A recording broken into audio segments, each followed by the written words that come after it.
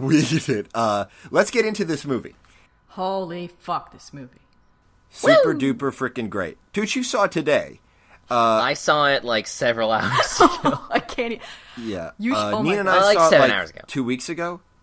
Yeah. How about we start with our first impressions from the day we saw it? Tooch, you can go first because you're the most fresh. I am fresh to death, always and forever. I mean, it was super fun. Fresh to It desh. definitely, yes, fresh to desh. It gave me a lot of, in a weird, subtle way. I can't really put into words because I just saw it 7 hours ago. It gave me like a Pixar feeling that I hadn't really felt in a minute. Like, you know, like maybe I just because I actually now I think about it. I kind of missed a couple of theirs. Like, it took me a while to watch WALL-E, and I still haven't seen Brave, actually, now that I actually think about it. Neither have I. But Neither like, have I. We suck at Brave. Shit. Yeah. This entire podcast has not seen Brave. Nope. Yeah. I've been meaning to watch that one for a long time. Cars 2 can eat my butt. If we had a chance to change our fates, though, would we? Would you? Anyway, I liked it. It was super fun. I only, like, it didn't, like, Nina was like, are you sure you're gonna be able to do it the same day you watch it? And I'm like, I'll be fine. And, like, yeah, I did cry, but it's like, I don't know, there weren't any dogs to die, so I'm good. Okay, so then I guess I have to explain myself. I was a blithering mess during this entire fucking movie. And also during the entire day after the movie. And a little bit next day. Okay. Like, Nikki, you know, you were the one driving me home. I was sitting next to you in the passenger seat, still crying. But you weren't, like, crying for real. You were, like, you were talking in the exact same voice you're using now, where it's just kind of like a comical wail. You're like, Nikki, it was sad! It was exactly like that. No, but tears and snot was still coming out of my face. Like, I started, like, fucking losing it, crying, like, in the second act. Like, fucking... Okay, I got, like, that whole second act, like, my gut was kind of more clenched than I wished it was, just because, like, so much, like, secondhand feelings of, like, oh, these are real emotions happening on the screen. I couldn't do it. So, like, fucking... She's crying in school! I know! So, yes, I was crying. Save me! Every 15 minutes, I would start crying again, basically. And my nose was running. Just continuously running. Thank God I brought my rain jacket. So by the end of the movie, my rain jacket was just a snotty, stinky mess of just like... If you brought galoshes, they'd be like that one scene when she's standing in the rain and they're all full of water. Yes. And then, but snot, and I'm gonna throw up. After it's just like full of snot, like Ghostbusters 2 style. The whole walk to the car, crying. The drive home, crying. Eating ice cream at home, crying. Shower, crying. After the shower, talking to my mom and sister, cried again. I think I Get off the button, Nina's sadness. It just wouldn't stop crying. My face hurt. All your emotions just watched a whole movie about being more balanced, and sadness was just like, no, I fucking got this for like the next 72 hours. But it spoke to me in so many ways personally that I was just like, emotion, my life flashing before my eyes in a movie form. This is the movie with the most time to cry moments I've seen since The Muppets. The Muppets had like 6. Which Muppets? The Muppets or the Muppets. Newer Muppets? The first movie of the Muppets reboots. Oh, okay, yeah, the reboot. Oh, yeah, because the first one was called the Muppets movie. Yeah. Yeah, the first movie was the Muppet movie. Yeah, that movie is like... And, like, all of them were Kermit-driven, and Kermit has the most potentially sad voice in the world. Oh, my God. It's difficult being that Hugh. It is. I really like this movie too. I absolutely love this movie. It didn't affect me as profoundly as it did Nina. It affected Nikki the least. We saw it all together as a family. Like, at the end of the movie, we were all looking at each other like, my mom was crying, my dad was crying, I was crying, my sister was crying, Nikki wasn't crying. Because Nikki has a hard time feeling emotions. I don't have a hard time feeling emotions. That's not true. I have anxiety attacks every day. But I have a hard time crying. I haven't cried in, exactly 2 years since I read the graphic novel Laika by Nika Batzis. I've talked about this before. It's the saddest goddamn book. It's about a dog that dies. It's about the dog that the Russians killed in space. And it's real. But yeah, Nikki doesn't cry. But my dad was crying. It was so fucking weird. And I've been trying to cry for a long time because it's like, this is not... I'm emotionally sick all the time. And I came very close during this movie, during one scene that we'll get to. Yeah. I broke... My water broke a little bit, but I didn't really cry. And it's not like... And, I want to make it clear, I'm not, trying to be a tough guy here. I wish I would have cried at this movie. I would have felt a lot better. I think a big part of it was, for me, is that when I was younger, I used to cry at every goddamn movie I ever saw. So I built up, an instinct to, when I'm in the theater, to fight it so I don't make a scene. And I think I still have that. So it's if I would have let myself go a bit, I think I would have cried during that scene at the end. But it just wasn't in the cards for me. Maybe it's because I was with my family, so I felt really comfortable. I don't know. It was also a packed theater. Yeah, and everyone around me was crying too, so Well, on the other side of us was our other sister, Lucy, and she started crying at one of the scenes. And this little girl next to her asked her mom, why is she crying? You fucking sociopath, this is a sad scene. I know, No, see, cause for you as a kid, you cried at everything. Me as a kid, I didn't have the experience to empathize well enough, so I cried at nothing as a kid, and now I cry at everything because I'm woke. I've just always cried. We switched places. We Freaky Friday'd, but somehow retained our memories and consciousness. I wish I could have thrown, my sadness was way too button happy. It was can I give it to Nikki? His is obviously, quarantined into corner or something. Can I just give this to someone else? Yeah. Nina, would you say this is your favorite Pixar movie, or is it just the one that affected you the most? I would say WALL-E is still probably my favorite. I think I would still say Up. And the one that affected me most profoundly is still Toy Story 1, but nothing is going to take that away. I was 4 years old. Yeah. Yeah. Tooch, can you name a favorite? I no idea. I'd have to watch. I'd rewatch them all. Some of them, it's been years and years. You rewatch them all over the course of 2 days, and you just your body is desiccated from crying. And then, my last words were A Bug's Life. Let's talk about the short for as much time as it needs to. It's not very good, but it wasn't as terrible as a lot of people made it out to be. It was kind of embarrassing to watch, is how I felt. Mediocre. I didn't like the song, first of all. The song was dumb. The song was bad. The volcano looked weird. The other volcano was like, well, we got to make this volcano a hot chick instead of a nasty rock guy.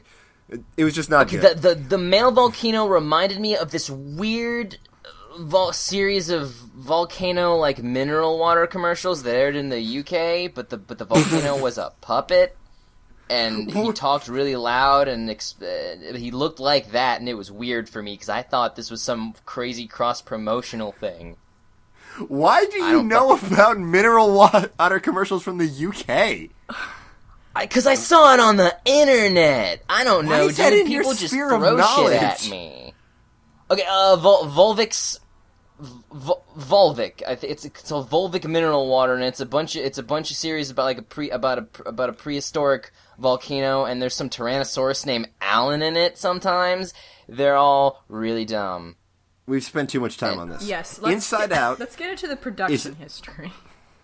So this movie was directed by Pete Docter, who also directed Up and some other Up and I think one other Pixar film. Monsters, Inc. He also directed Monsters, Inc. Oh, cool. Yeah, and he, obviously 2 of my favorite ones. I know, and of course he worked in a lot of other things. Obviously with Pixar. But I think Monsters, Inc. is really underappreciated. Me too. Absolutely. It's really one of their best. It really is. People are jerks. But yeah, this film is pretty remarkable because in the words of pretty much everybody who worked on it, it was probably the hardest movie. Like, the pre-production of this film was ridiculous. It took them like 4 years of straight pre-production to figure out what the fuck they were doing.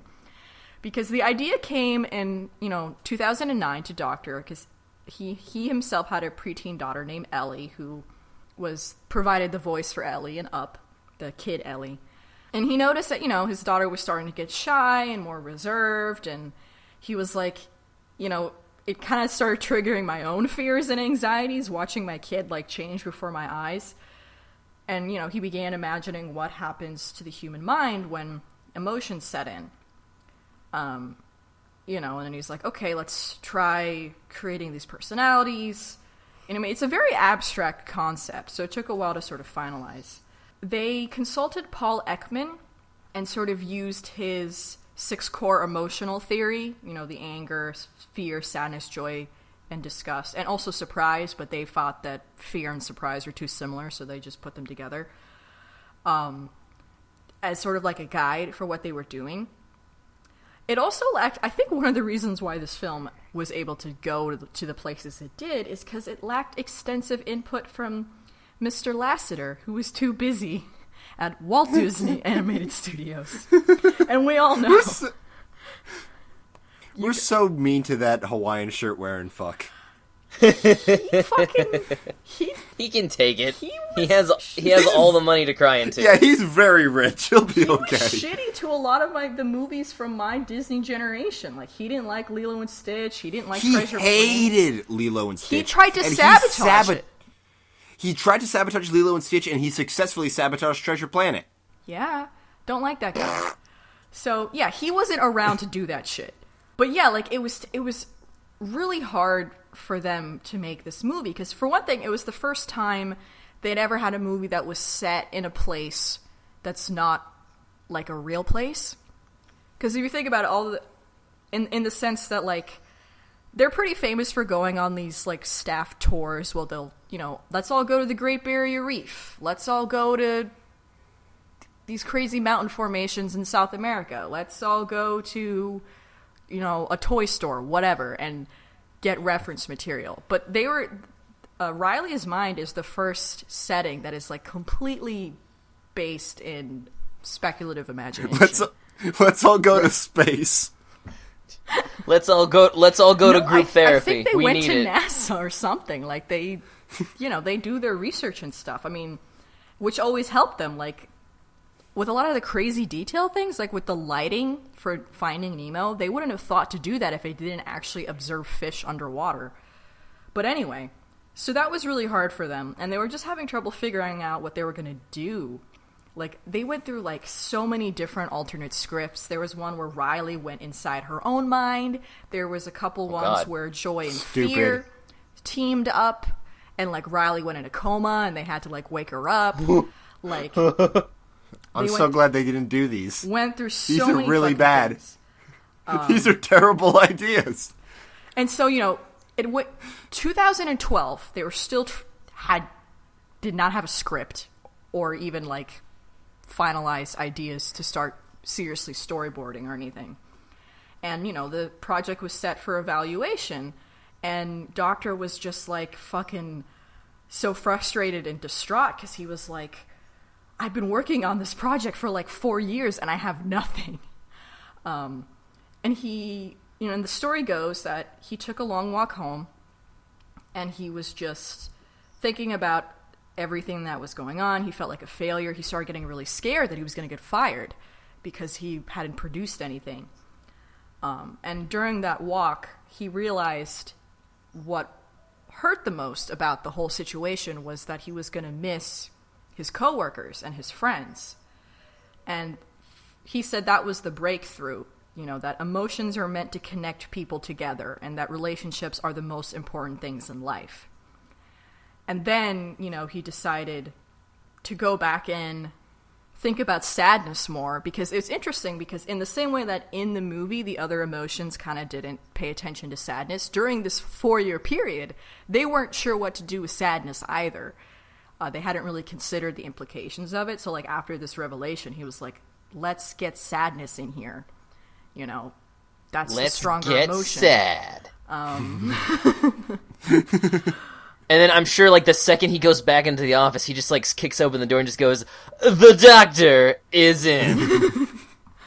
Yeah. I mean, there was going to be, like, multiple imaginary friends. There was one thing where, like... I'm so glad there was just the one. There That's was, all I like, can handle. a Thanksgiving Day parade pageant or whatever, and Riley was disappointed that she wasn't cast as the turkey. Like, all this weird, crazy shit. Like, Oh my god! they had no idea what they were doing. I need an Ozzy and Drick style Bad Saturday Morning cartoon with all these ideas. I mean... Huge, how did you feel about the fact that the imaginary friend just was Kusalagoopa Goop? I really wish they pushed it even further. I wish they just somehow either got the rights or the... They just literally had Kusalagoopa Goop in there. You can't, though. Didn't Dom DeLuise pass? I think so. Damn it. Great, now this is sad. As if the imaginary friend wasn't already sad. That was the goof. Pleased to be getting the goof, comrade. Anyway. Dang it. Yeah, so after this breakthrough, they were finally able to put something together. So yeah, and I can start just making imagine, the like, movie. that part when he's on the walk and, like, everything starts to click. He's like, this is the best idea I'll ever have. I've He's been like, in that it position. better be the best idea I ever have, or I won't have a job. I've been in that position where, like, everything clicks and, like, the idea is so perfect and so, like, it works on so many, like, real life levels. I'm like, this is the apex of my life. Yep. It's this moment on the street. But then things I can't think of any moments like that, but I'm pretty sure they happen to me. Likewise. But the film was still challenging even in the animation aspect, because they had this crazy idea that, you know, when they were like, how do you depict emotions? They're like, okay, well, what if they're like these energy-based things? They, like, glow, they have these particles, they're moving, you know. Let's hope they're moving. It's an animated No, the movie. individual particles are moving. Yeah. That they're made out of. You know, instead of being skin and solid, it's a massive collection of energy. And, you know, the team worked for 8 months on Joy's sort of sparkly aura that she had. And they were prepared to delete it because they were like, we can't afford to do this. But then, you know, Lasseter decided he was going to bust into the room and be like, oh, I love it. Do it for all of them. And then, like, Eagleston said, like, you could hear the core technical staff just hitting the ground, the budget falling through the roof. Like, so it was actually one of the most challenging things they've ever done, and you don't even really see it. What if all the emotions I only were noticed cars? I only noticed the particle effect at one of the scenes in the very end when it gets super close up on Joy, and I'm like, oh, her whole everything is like blooping. Yeah, I like it. You only see it during close-ups, but it's doing it the whole time. I just thought they were all fuzzy Muppets. Yeah, they're just very Muppety, is how they read. I know, it's... It'll make for great plushes. Oh, they are great plushes. We saw some plushies at AX, and they actually kind of look like crap. But they were probably bootlegs. Yeah, the Disney Store ones are cute.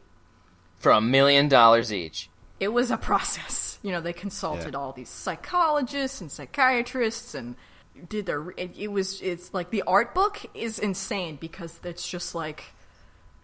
It's like so many different movies. The character designs went through all this different stuff. Yeah, sounds like it may have been the most stressful pre-production of any Pixar movie. Not the most stressful production, though. We'll see that in a couple months.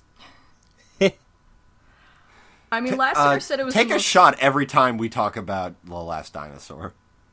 I guess it'll be once per episode, so you'll just have like a nice, sociable, functional buzz. One thing I want to talk about, and this is like one of the biggest talking points about the movie so far, is that a lot of people have said that it is a great model and like an example and a great groundwork to talk about depression with your kids. And also just emotions, period. Yeah. Because kids are really bad at that stuff. Why do you think those picture books are like, Bobby is sad, Bobby is mad? Because everything's layered on top of each other. They don't fucking know what they're doing. It's like the scene when Riley's a baby. It's like, happy, happy, mad, mad, disgusted, I'm happy again. Like, kids are fucking cuckoo. They need help. I've never seen anything that, like, I feel really encompasses what depression feels like.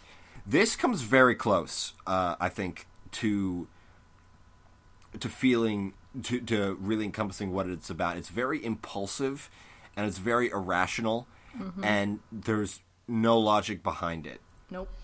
I think, like, my favorite thing about it was, like, because, like, they don't come right out and say, like, that's one of my slight issues with this movie, is, like, it's almost, I wish it was even less subtle, because they never come right out and say that for the span of this movie, for the last 2 acts, like, oh yeah, she's depressed. They don't say that. She's having a severe breakdown. Yeah, and it comes close. And but like the thing that I like about it is they don't contextualize it by saying she's sad. Yeah. She's not sad. Sadness is gone. Yeah. She's not sad. She's just completely devoid of anything. Yeah, it's like she's numb. They said, and she's fucked up. We can't make her feel anymore. Yeah, and like that's what it is. That's such a real thing. I mean, there were earlier drafts where they were going to emphasize the depression more and sort of make that like the whole movie. I'm sure there was. But, they wanted... And I'm sure they were like, you literally can't. They're like, they were really weary. They were concerned about it because they didn't want to do it injustice or anything. Like, they actually had an idea where depression was like a character and it was going to be like the villain or something. But then they were... That would have been so dumb. Exactly. And then, they thought about it and they're like, no, this is actually really bad and we shouldn't do it that way. So instead they used the moving angle, based on Doctor's own childhood. Like when he was a kid, his family moved to Denmark. And it was really hard making all those changes. Yeah, you can imagine. And so the film focuses more on like change and like growing up and dealing with change and having to like feel that and like confront it. And in that scene, Riley isn't. Which I think was a much better angle to go with. Yeah. Oh, here's one small thing that this movie did that was very interesting that I just realized. She moves from a small town to a big city, and that's what scares her. So often you see it the other way around. It's nice to see, a Hollywood movie acknowledge that, sometimes some little buttfuck suburb in the Midwest is kind of okay. Yeah, I mean, if you're a kid... Because the media is always glorifying cities and shitting on, middle America, and, like, I just did, too, in my fucking terrible word choice, but, like, I think that's going to resonate with a lot of people. Yeah, because when you're a kid, it doesn't really matter where you are. If you have friends, if you're having fun, like, you don't know anything else. So wherever you are, as long as, like, you're loved and stuff, like, you think it's the best place. And you associate those good feelings with the place. I mean, growing up, we moved a lot, which is one of the reasons why I cried so much during this movie. We moved like an inexplicable amount of times. You went to 4 different elementary schools? If you count kindergarten as part of elementary school, yes. I went to 4 different elementary schools. I don't even know how to get into why we moved so much. It was insane. There are no reasons, but I remember when we moved this one time, I was before we lived in Pennsylvania, we lived in the middle of fucking nowhere, Pennsylvania, but I thought it was the best place. Pennsylvania.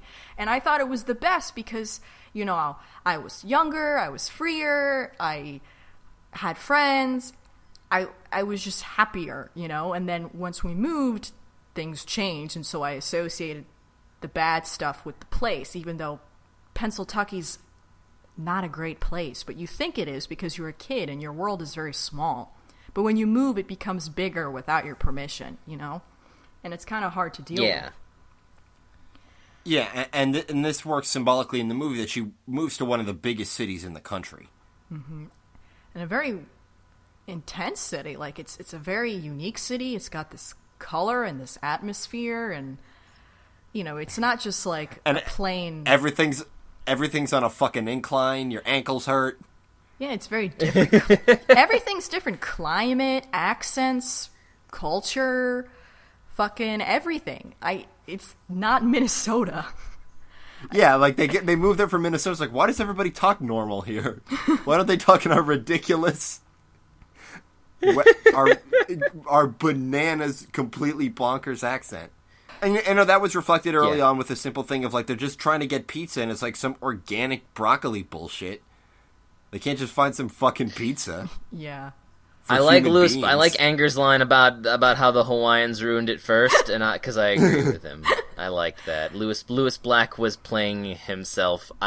Did they even give him a script? Who can say? They were all playing themselves. Oh yeah, Amy Poehler too. Great Parks and Rec vibes. I'm Bill not as Hader, familiar with too. the rest of the cast. Phyllis. Yeah. What's her name? Phyllis Smith. Phyllis Smith was played Phyllis on The Office, who was also pretty sad and mopey. She was perfect. Her character on The Office was very mopey, and her performance was freaking incredible. Bill Hader, I know Bill Hader mostly as Mickey from Bob's Burgers, so I'm just like, this whole movie is like, it's Mickey, I love that guy. And, Mindy Kaling, which actually sort of swayed the gender for Disgust. Like, they weren't sure how they were going to sort of genderize the emotions. Like, they were thinking, Doctor was like, okay, sadness seems kind of feminine to me somehow. I don't know. Anger seems masculine. But I don't know what disgust seems like.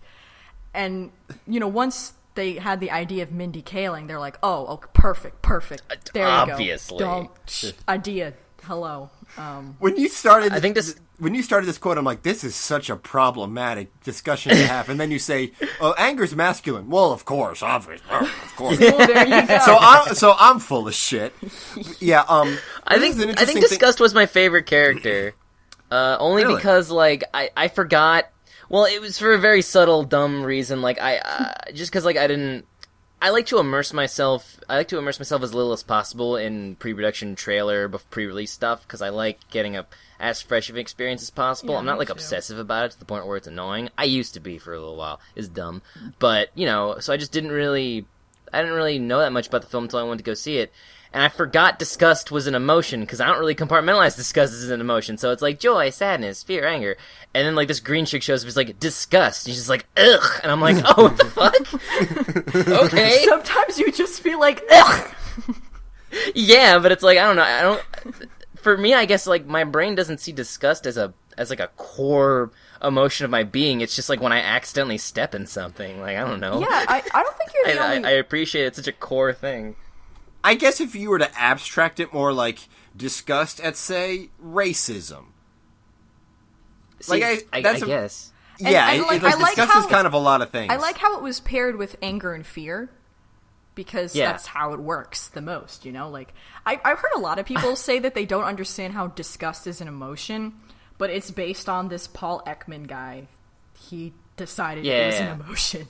So, okay. Yeah. Yeah, much like Tooch, I was like, disgust is a weird idea for an emotion, but the more I think about it, the more it works for me. Yeah, and then I like how, like, throughout the whole movie, Joy is, like, all up on Sadness's business, but then when they go off and it's up to fear, anger, and disgust, it's like, oh god, this is the worst. It's like being a teenager. That's what middle school... Well, I mean, here's the thing. It's a good thing that they had this movie star a middle school girl, because if it was a middle school boy, there would be two emotions, and it would be shitty and horny. Well, I mean, we kind of got a sneak peek of that at the end. It was just yeah.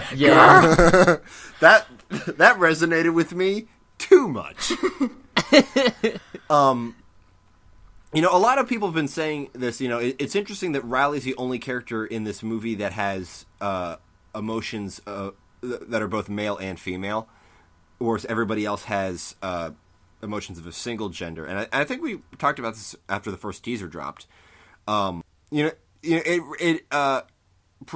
presents the interesting idea that her gender identity is not solidified, and if it does, then the emotions will evolve to reflect that. But maybe they won't. I mean, it's an interesting it's way an to interesting... look at it, but, like, Doctor has kind of talked about, and he said, like, that was kind of an accident. Like, they designed Riley's emotions first, And then when they got the idea to show other people's, they just wanted to do a quick reading. So they didn't actually have any of that gender politics stuff in mind. I mean, I basically really I knew that. that for a fact from the teaser onward. Like, I knew that's the case. Yeah, if you think about it, it's actually pretty obvious that, like, they're just not going to make a movie where all the emotions are gendered the same way. They just wouldn't do that. But what I think this is unintentional subtext that enriches the film. Yes. Yeah. I agree, but I honestly, unintentional subtext is one of my favorite things. I just can't talk about it because no one else knows how. Not even they just you don't understand. Oh. No, I'm not talking about you guys. Well then. I love you, please. You're the only two people I can talk to cartoons about. Don't leave. Don't leave us, dude. I also really liked how when you went into other characters' minds, different emotions seemed to be in charge. Yeah, I noticed that. Like, sadness was in charge of the moms, and now that I say that out loud, I'm like, uh-oh. But I thought it was interesting. But it is interesting. And it might also be the fact that maybe they switch roles more as adults, because that's kind of part of the thesis that we got at the end of this film, that, like, as you grow older, your emotions become more complex. So maybe instead of just having, like, one emotion at the helm, maybe they share roles more, or maybe they do have a helm. Teamwork. You don't know. It's an interesting thing to think about. Yeah, and I mean, there's also more subtext to that, because, like, it doesn't really come across that the mom is particularly sad or the dad is particularly angry, which was shown to be his primary emotion. But, you know, they've got their own lives that we're just seeing a small window into. Yeah, we're just seeing their love for... We're just seeing it through their 11-year-old daughter, you know, who's... And 11-year-olds are, like, barely capable of empathy. Like, they can do it, but it's, like, really hard to not contextualize everything in terms of yourself. Yeah. Like, I think that's when...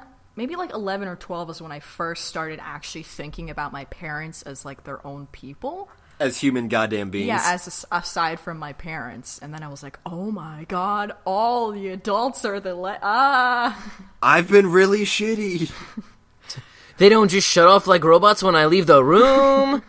But then, I guess we should get to the emotions themselves as characters.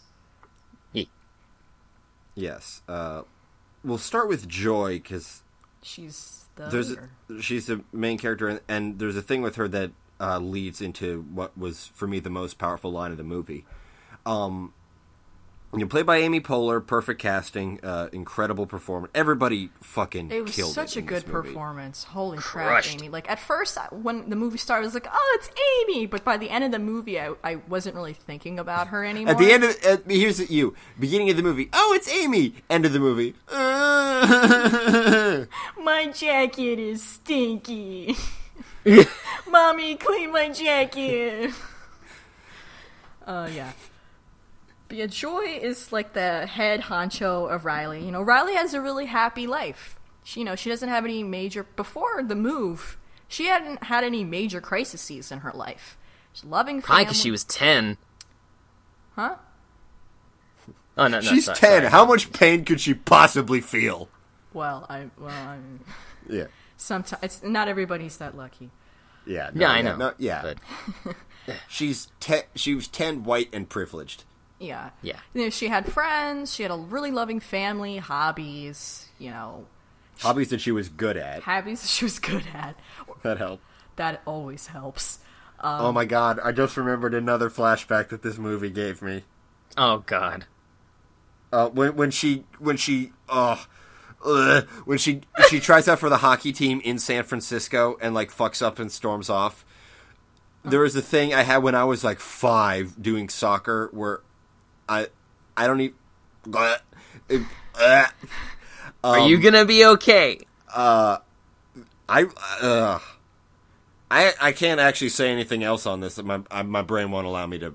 Can you write it down and I'll That's read why it in you my can't bad cry, impression of Nikki. you? I can't get to... shit's too buried. It's too buried. That's because Nikki's dominant emotion is fear. We figured, like, our whole family, we figured it out. We're like, okay, so Lucy's this and Nikki's this, and it's like, that makes sense. It all fits. Yeah, for me it was fear, and for Nina it was sadness. Obviously. Oh, God. No, definitely. My dad was anger. Mom is joy, which we'll get to. We'll get to that. Does that make Lucy disgust? Yeah, Lucy. And then Yoki was Bing Bong. Yeah, and Gnocchi's our dog. If you're a really early listener, you remember our dog. You'll remember their dog's genitals. But anyway, so sorry about that memory that just came to you, Nikki. So Joy... That memory is so traumatic, I blocked it like even before I remembered it during the movie and then blocked it again before the movie was over. Oh dear.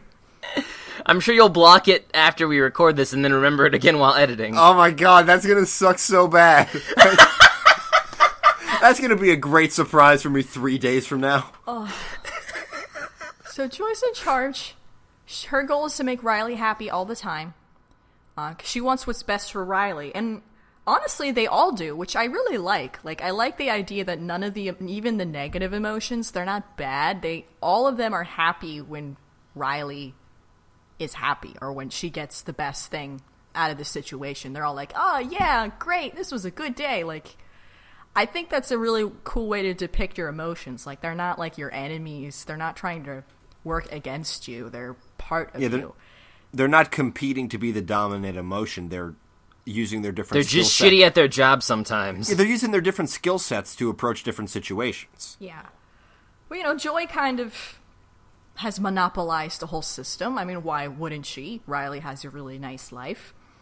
And of course, the problem comes from once the move starts, or happens, Joy wants to keep everything as it was, and is kind of ignoring all the other emotions, initial reactions and apprehensions and their feelings of what's going on, which, again, those are Riley's feelings. It's weird because they're their own sentient entities, but they are her feelings. If you go inside these emotions' heads, do they have their own system of emotions? And no, we're not. I refuse. Because they have memories. But I do want to get to, because this ties into it. I do want to get to what was for me the most powerful line in the part at which I almost cried. Okay, was at the end of the movie when Riley comes home after almost running away back to Minnesota. Yeah, which is Anger's idea. She says, "It's been so hard because I know you guys need me to be happy."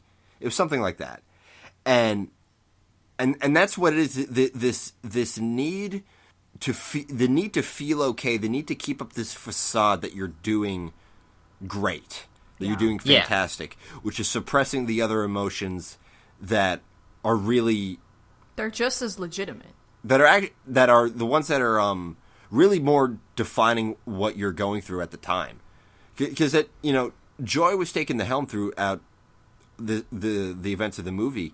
Riley wasn't happy at any of this. The other four emotions were really what were simmering underneath. Right. That's what she was really feeling, and then Joy was trying to suppress it. I mean, that's why sadness reached out to touch those memories, because, and one of the the book adaptations that it's just really cool, kind of goes through the whole story from each emotion's perspective. Sadness said that she felt like they were calling to her, saying, you need to do this. This is how I feel, She was reflecting how Riley felt, but in the beginning, in the way that Joy sort of sets it up, and makes it seem like it's almost a corruption instead of a natural process. Yeah, I felt that it was presented kind of nebulously. I needed to sit on it for a while, but what it is just, those memories, as they're reaccessed, they get recontextualized, and sometimes there's no, and like they said, they couldn't unsadnessify them. No. Sometimes there's no going back, That's the pain of changing. It's called a bittersweet memory. When you think about being a kid, you're like, oh, that was great, but then you're also kind of sad because that's not your life anymore, Yeah. And then little gumdrop people throw them down a pit. Yep. And Paula Poundstone.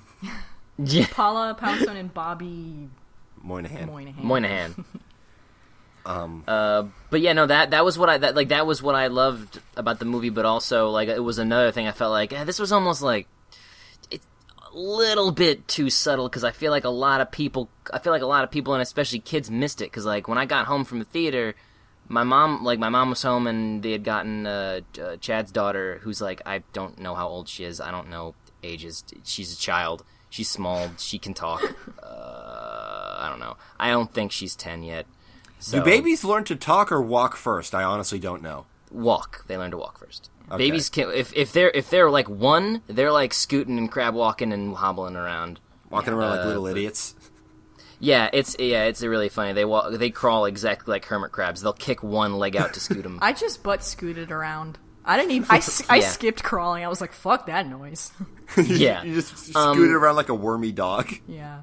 So what was? So anyway, she's like, so she hasn't been on this planet for a decade yet. That's all I know, unless I'm wrong. And she's 16. Keep going. Keep going. She's driving. So like I walk in the door and they're like, "Oh yeah, what movie did you see?" And I was like, "Oh, Inside Out." And she immediately goes like, "That movie was super sad." And I was like, well, yeah, that was kind of the point, and like my mom was like, oh yeah, I was talking to her about it, and I'm like, well, because like my mom didn't see it, she was asking her about it, and she was like, but like it had a happy ending, right? And the kid just goes, not really. I mean, no, kids are. That's a smart kid. Kids are hilarious. The kid in front of me was so fucking hilarious. Like at the end of the movie, during like the end credits with all the Pixar goofs, she was just like, that movie was funny the whole way. It was a good movie. And then they just left with their family. Like, can we get can we just get a bunch of 4-year-olds on a podcast to like review their favorite movies? I'll listen to that for like an hour. I would listen to this podcast if it was done by kids who are actually the target age. I want to know what they think. Right? Yeah. Totally. But like, I mean, my whole thing, because like, it got me thinking, like, is this movie actually not gonna be as liked by like younger kids who are still in the first act of the movie where 90% of their life is just fine, so they don't understand why sadness is important? I feel like this movie is gonna resonate the most with preteens. Obviously. Yeah. And parents. Preteens and parents are like the prime targets here. Well, smart parents, because I know some parents are like, this movie's too sad. My kid should never be sad. Or vaccinated. My friend was talking about with her mom about it. Her mom was just like, I hated sadness. Why the heck was she trying to mess everything up? What a jerk. And her mom is a psychiatrist. That's like the whole point of the movie, and people are missing it. Her mom is a psychiatrist? Yes.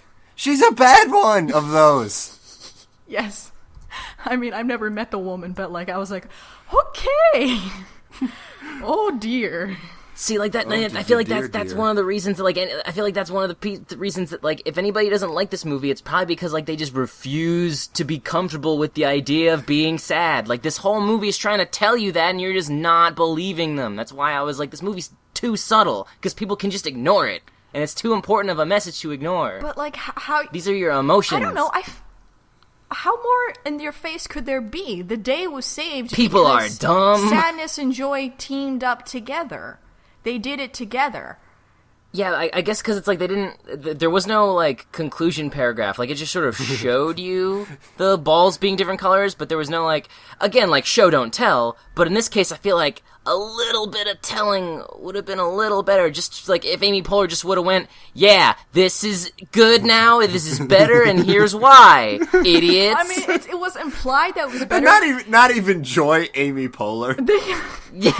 Amy Poehler walks out. I mean, they got the more... We had a lot of fun here today, folks. I'm going to explain this movie. Listen to this podcast. I mean, they got the whole... Listen to this podcast by my best friends Nick, Nina, and Tooch. If only. I'm Amy Poehler. Oh man! But like at the end, wait, if we're her best friends, does that mean that we fuse to form Tina Fey? Or Rashida Jones? But it implied that everything was good. Like at the end, they got the more complicated dashboard, and they were all excited about it. Riley was back in her life. She reconciled with her parents. She was doing hockey again. Like totally. It made it, everything was for the better. I agree. I totally agree. And this was a cool movie, and I loved. And I like this was my speed, but I was like thinking about all the other people who are dumb watching it. Like they're not gonna get this. Yeah. They're gonna go back to repressing their sadness and thinking that's good, I mean, and not getting this dumb film. Like, we know what I was like, speaking of emotional literacy, like what I was talking with Steven Universe, like, obviously this film is very emotionally literate. The emotions are the characters, but I think it's important that it exists, and we just Absolutely. need more. And I feel like if we just have more of like this and Steven and other shows that try to do that stuff, it won't be as hard for people, you know? This is definitely gonna be one of those movies that a lot of kids today will probably turn back to when they're older and get through their whole middle school phase of like, cartoons are for diaper babies. And they'll watch it and they'll be way more touched than they ever were. So I'm looking forward to that. Yeah, definitely. Yeah, I mean, media like this creates a vocabulary. Yes. And it's very important. It gives us images and words to contextualize these things, because we think in language, and this provides language for it. Yeah. Yeah. This is probably one of Pixar's most important films. Definitely. Definitely. Very, very, very much so. I think that's our thesis on it, but we can talk about, like, bits we liked. I think... Okay. The imaginary friend. Bing bong. Yeah. Bing bong. Fucking bing. That was the only thing I actually, like I said, I was like, you know, feeling really emotional through the whole movie, obviously, but Bing Bong sacrificing himself made me cry. That's what broke me. And I never had an imaginary friend as a kid. That's why I related to the least. Well, but it's not just that he was an imaginary friend. He was a representation of her very juvenile childhood. Like the whole second half of Bing Bong's parts, like when he right when he realizes how old she is now, I was like, oh my god. Yeah, it's like, and it's dropped so casually at first. Yeah, it's like when he died, like childhood innocence died. And she's 11. She's still very much a childhood innocence. Well, like that. She's extremely little. But not like pre-K. But not like it's not the same. It's not the same. I'm being facetious. It's a different kind, you know. And fly me to the moon with her, or fly her to the moon for me. Oh my god! Who is he playing? I had a fleet like when he's like promise she'll take her to the moon. I had a fleeting moment of like, is she gonna grow up to be an astronaut? Is she gonna go to Mars with Gabumon? Yes, thank you. Who was that? I'm the only human being I've met who likes to make that reference. Oh god, who was that actor? Let me look it up. Richard Kind. Yeah, because I read that he actually started crying when he said it's that guy. I know him. Yeah, my dad was really impressed that the guy put a good performance. But yeah, like apparently he cried when he recorded that line. Oh my god, he was the voice of Tom in the Tom and Jerry movie. Oh. Okay. Can't win them all. No. Oof. This karmically balances that a lot. Yep. I think the scene that still really gets to me the most is, when they're in the pit of despair. The literal pit of despair. Where everything goes to die. And Joy is just desperate and doesn't understand. And she's looking at Riley's old memories. And then she looks at the sad memory. And she, starts crying. And of course it's like, fucking Joy is crying. Why? But what she says, it's like, I just wanted her to be happy. And, like, it reminded me of my mom because, listening to Nikki and listening to me, we've had our struggles growing up with these kinds of things. And, like, part of becoming an adult and being more recognizing the people around you is that you recognize how your parents must feel in your life. And, like, I know it was really hard for her because all you want is the best for your child or this person that means something to you. And you don't understand why they feel this way. And all you want is for them to be happy. And you are powerless. You can't do anything. They're just going to feel what they feel. And you have no way of fixing it. And you just want to fix it. You want it to be okay. And like, I legitimately have so much guilt about that. I know. About what I've put my parents through just by virtue of being the person I am. And for things I can't help. And I'm about to get really real, and I'm sorry. Don't wanna. I'm sorry. I So that's why I couldn't. Yeah. I couldn't during that scene because I was like, I was seeing my mother. I was seeing my mother crying over her children. And I was just, it was a lot. I mean, that's why it was such a mess, because this film, like, spoke to me in so many ways I wasn't prepared for. Like, the moving thing, the mental illness thing, the innocence thing, the crying at school thing, like, everything, like, happened to me, And it was just, I'm not used to seeing my life being portrayed in fiction, or characters that I can really genuinely relate to. I'm you're used to like these Hollywood caricatures or people who aren't even remotely like you. It's the same reason why Spirited Away means that much to me, because I had never seen a character that resembled myself so much before being the star of a movie. It's like, it's hard to confront, to sit down and watch it, because it's like you're watching your life and watching yourself, and it's like, how do these people know me? Know these feelings? What is this? Wizards, all of you. It's like what I said about Summer Wars, but not a goof. It's like actually like super real. Yeah, you feel so vulnerable and like, but also relieved, So I hope that, like we were saying earlier, kids will feel that way when they grow up. Because that was the other thing I took away with it. Like I said, that's the other reason it's important, because like especially little kids who have only recently started like realizing other people are people around them, like they need to know that all their insane, screwed up head thoughts and feelings are not unique to them, and they're not some horrifying exception that needs to be locked away. Because everybody always says, like, oh, you're not alone, but you don't see that ever. You can't see inside somebody else's head. You can't know what it's like. Until now, coming this summer. Inside Out. Inside Out, that's what 2 through 7 billion. We're going to do every person on Earth. Puberty. Inside Out 2. Oh, God. Puberty. I was waiting. Okay, 2 things I was waiting for them to do that they didn't do. One, when the train of thought breaks down, nobody said she lost her train of thought.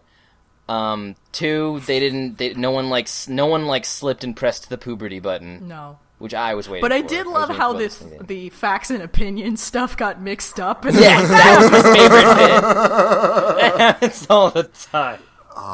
But this film is also really funny, too. I don't want to forget about that. Yeah, that's the thing. This was top form Pixar in that it balanced, it had its really emotional stuff, but it was very funny, and it had its high flying adventure moments. Like that, the whole dream scene. Jesus fucking Christ. Where they were in Dream Studios, and then Fear was doing his commentary, and things just got fucking balls to the wall, out of control. Like, the children in the theater were laughing so loud. Everyone was laughing. It was the best. One thing that kind of pissed me off in the theater is that every time they did that gum bit, everybody laughed, and it's like, it's funny, but I can't hear the next fucking line. Yes. I missed a lot of lines in the movie. That's what I hate about movies. Yeah. The kids fucking ate that shit up, though. Yeah, the kids in the theater seemed to really like it on a surface level, because it was cute, it was funny, and it was fun. And it was animated funny. Like, the characters had a very sort of, like, Tex Avery, Chuck Jones, like, especially Fear. Like, they were squashing and stretching a lot and really pushing the comedy bits in those specific scenes, and the kids loved it. It was great. It was so good. Like, every time Joy was all just hopping around, and I know. I loved it. So much animate with the fucking accordion, like, everybody wake up, happy day, la la la. Oh, that was another thing. Like what Nikki was talking about with the meta, like emotions within emotions. Joy playing the accordion made me go like, okay, does that mean that Riley knows how to play the accordion? And if she doesn't know how to play the accordion, where the fuck did she learn how to play the accordion? What does this imply? Oh my god, I'm thinking too much about this movie, and I stopped. And Sadness was so cute. You just want to hug her. She's the cutest. Like, each character was modeled after a specific shape. Like, Sadness was supposed to be like a teardrop. Joy is a star, so like when all her arms are extended and like the pointy on her hair. Anger is a fire brick. Fear is a nerve synapse. And disgust is supposed to be a broccoli. Even though Doctor actually really likes broccoli. Broccoli's pretty good. If you I cook like it broccoli. Broccoli's like, well, like when it's like really hard, it's the only vegetable I'll basically eat. If it's soft, it can go straight to hell with all the rest of the vegetation. Well, when it's on this shitty earth. cooked, it's bad. But when it's good When, cooked, when it's it's good. when it's shitty, when it's cooked poorly, it's just fart bark. Yeah, it really is just wet fart bark. Oh, man. Can we put that on a t-shirt? Fart bark. Fart bark. Fart bark. Yeah, I just love like all the drooping and slooping that Sadness did. That little thing she did a couple times where she covered her mouth with her turtleneck was super cute. Oh, she's so I like cute. I like how her teeth were the same kind of fucked up teeth that mine are, and that it's just a little bit and it's Yeah. endearing. Just a little bit that it's cute. She's so cute. Yeah. I love her. She's got like the exact same amount of gap I do. And that one tooth is perfectly straight, and then the other's like, oh, I'm going over here. Which actually, Riley had the same teeth. Yeah. Well, I mean, she's 11. Yeah. Her parents haven't made her get braces yet or anything. Yeah. There was some criticism levied at the movie that Riley's a very generic character. That's the point. Yeah. Yeah. That's the whole point. We're Stupid. seeing the inner working. Riley isn't a character. She's the setting. She's their car and their house. Yeah. Like, she's the vehicle, you know? That better, the good word. And the same with the parents. You're like, good they're at just, talking. they're typical parents. Like, I even love it when, like, Anger is like, yeah, mom and dad are great. I love mom and dad. Like, and how Anger, like, always had a newspaper that, like, had the headline of what the heck was going on. Another meta question: who is publishing this paper? Where is the printing press? Oh my god! At least it's not as bad as Cars. No. I mean, it's all imagined space anyway, so who cares? No, yeah, it's absolutely. I'm taking the massivest of pisses on this. Yeah, it's fun to make something. It's fun to make fun of something you like. Yeah. Yes. Also, apparently her dad was Kyle MacLachlan, and I have no greater thing on that. He did a good performance, but now I'm just hyped for Twin Peaks coming back all over again. Oh, was he Cooper?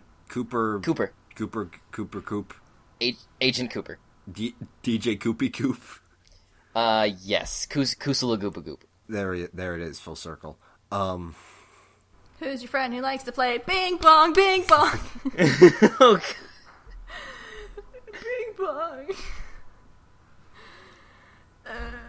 He's made of cotton candy. yeah, and he cries regular candy. So cute.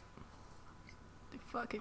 Oh, also, his voice actor was Frugal Luger in Kim Possible. Like you can, That was the thing I recognized him from. like you can tell that Riley hasn't had a tough life by looking at her subconscious. Yeah. What's Yeah. broccoli and a clown? Yeah. And, like, not even a scary clown. Like, there's way scarier clowns Well, they to get probably scared didn't of. want to actually scare the kids too much who are watching the movie. Unlike every other movie about scary clowns that has scary clowns in it. Brave Little Toaster. Yeah. I really like the performance of Joy and Sadness trying to talk to the clown while they're also fucking terrified of it. Yeah.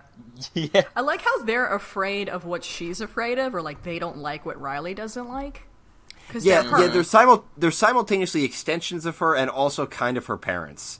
Or like they have like a parenting instinct, especially Joy, like what you were saying in the pit. You know what the thing was with the Pit of Despair? That's like a plot element that Square Enix has been trying to nail for like 15 years. is to tell a story about memories that effective, and they can't do it. Nope. Maybe since it's Disney, they'll be in a Kingdom Hearts game. Oh, you know it. Kingdom Hearts level in the... Yeah. It's just like Sora and Bing Bong trying to get out of the pit of despair in the fucking rocket.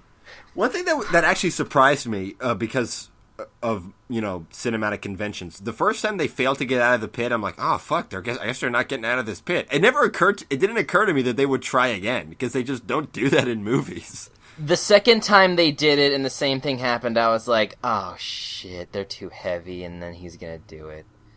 And honestly, I'm glad that they didn't make a huge deal out of it. Cause like usually in movies it'd be like we're too heavy. Well, what are we gonna do? Like I have to jump. Like no, you can't. Like, oh, no. Well, Bing Bong was trying to avoid that. He was like, I'm just not gonna tell her. Let's not have that conversation. Yeah, it's more powerful that way. Riley needs Joy. Like, yeah, she doesn't need this cotton candy monster. If Joy didn't get out of the pit, Riley would never feel happiness again. She would have died on that bus.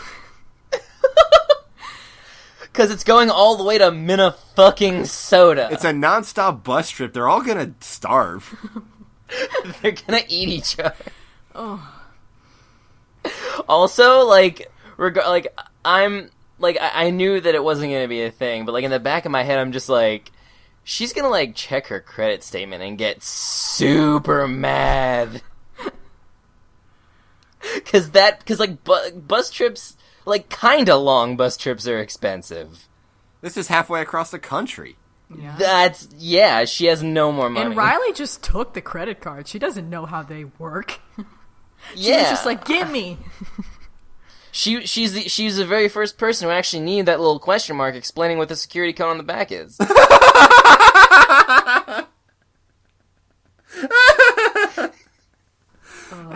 it's funny. But I also like the pillars of personality, too. Yeah. And it's very dramatic that they have to be torn down in order to be rebuilt. But that is how it feels when you're going through some major personal growth and changes as a...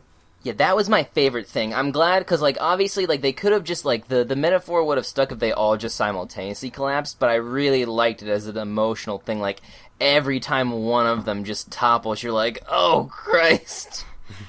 Her life is in shambles. Who is she? That's what's who if she doesn't have these pillars of herself, who is she? And that's I hope that's a fan art fad. People come up with their own pillars of personality, and they'll all probably be wrong because everybody just wants to be the coolest version of themselves. Aw, that's cute. But all her pillars are pretty good. I mean, Goofball Island.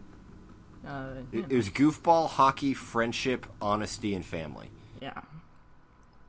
And then later she had supernatural romance island. Yeah, and they all got mixed together. I love that line with Anger where it's I'm really liking the friendly debate section of the friendship island. So it's all mixed. It becomes more complicated, and there are more of them. Is supposed to happen when you grow up. So yeah, I super dug it. It's a good movie. The metaphor is almost perfect. Almost perfect. Pretty much almost perfect, metaphorically. It makes me happy. When it doesn't make me cry. Yeah, I was gonna say. I think we could end it at that. Yeah, I think so. Yeah, I think that went to some it. very good and difficult places. Yeah. Not for me. My life's fine. I mean, there was also a scene that reminded me of you, Nikki, but I'm not gonna go there on the air. No, I can cut it. Tell me. We'll see if it's any good. Oh, well, the scene that you were talking about, that you said affected you the most, where Riley was like, I know you want me to be happy, but I can't, because I know that was always something that you struggled with, because, you want to make mom and dad proud, and you want to be the big brother. Yeah, I was gonna say, even with you and Lucy, I had to be a role model, and I know that my shit affected you too. Yeah, so I was I saw you in that moment, and almost what you weren't able to do at that age was admit that to mom and dad.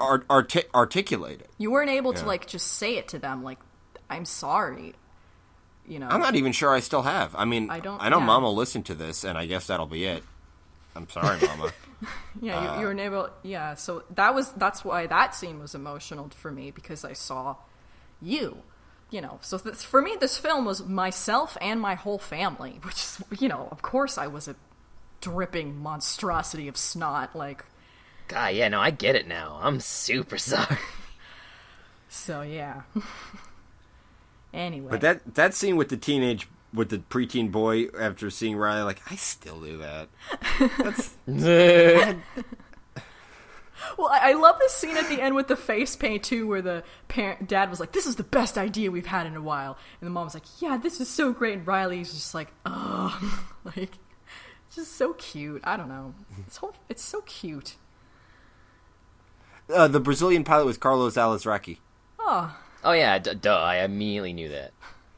I couldn't actually hear him because everybody was laughing over it every time he showed up. Apparently, both Riley's mom and teacher met this man under similar circumstances. Yeah. He's just wrecking homes nationwide. Someone stop this man. You can't. He's too handsome.